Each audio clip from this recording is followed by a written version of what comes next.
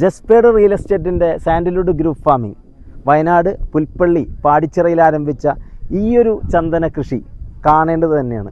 കാരണം കഴിഞ്ഞ 1.5 വർഷമായി സ്റ്റാർട്ട് ചെയ്തിട്ടുള്ള ഈ ഒരു സാൻഡൽവുഡ് പ്ലാന്റേഷൻ പ്രൊജക്റ്റിൻ്റെ ഇന്നത്തെ ഈ ഒരു വളർച്ചാ നിരക്ക് കാണുമ്പോൾ അതിശയിക്കപ്പെടും. കാരണം കേവലം 1.5 മാസം കൊണ്ട് തന്നെ ഒരു 9 അടി 10 അടിയോളം ഹൈറ്റിലേക്ക് വളർന്ന് പന്തലിച്ച് നിൽക്കുന്ന ചന്ദനമരത്തിൻ്റെ ചൂടിൻ്റെ വണ്ണം ഒന്ന് നോക്കി.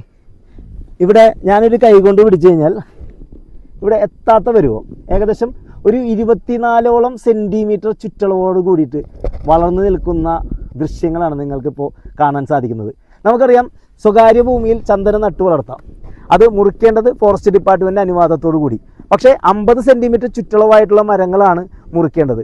അങ്ങനെയാണെങ്കിൽ ഈ 24ഓളം സെൻറ്റിമീറ്റർ ചുറ്റളവുള്ളൊരു മരം 50 സെൻറ്റിമീറ്റർ ചുറ്റളവാകാൻ ഒരു 4 വർഷം മതി, അല്ലെങ്കിൽ 5 വർഷം മതി. പക്ഷേ കുറച്ചും കൂടി കാതൽ ഫോം ചെയ്യാൻ കുറച്ചും കൂടി ടൈം എടുക്കും. ഒരു 10 മുതൽ 15 വർഷം കൊണ്ട് ഒരു 10% കാതൽ കിട്ടിയാൽ തന്നെ ഏകദേശം ഇന്നത്തെ വില വെച്ച് നോക്കിയാൽ തന്നെ ഒരു 4-5 ലക്ഷം രൂപ വരെ ലഭിക്കാൻ സാധിക്കുന്ന ഏറ്റവും നല്ലൊരു പ്രൊജക്റ്റ്. പക്ഷേ ഈ വിലയായിരിക്കില്ല അടുത്ത 5 വർഷം കഴിഞ്ഞാലും 10 വർഷം കഴിഞ്ഞാലും 15 വർഷം കഴിഞ്ഞാലും നമുക്ക് ലഭിക്കുക.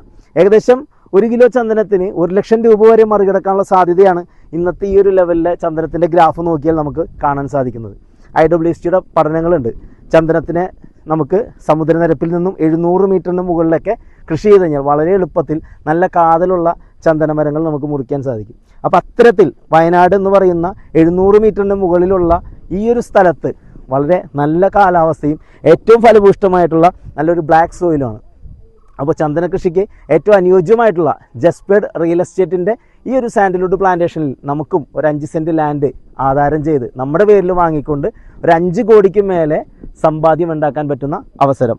പണ്ടത്തെ ഒരു പഴഞ്ചൊല്ലാണ് ഓർമ്മ വരുന്നത്, സമ്പത്ത് കാലത്ത് തൈവത്ത് വെച്ചാൽ ആപത്ത് കാലത്ത് കാവത്ത് തിന്നാം. മറക്കണ്ട, വിളിക്കേണ്ട നമ്പർ താഴെ.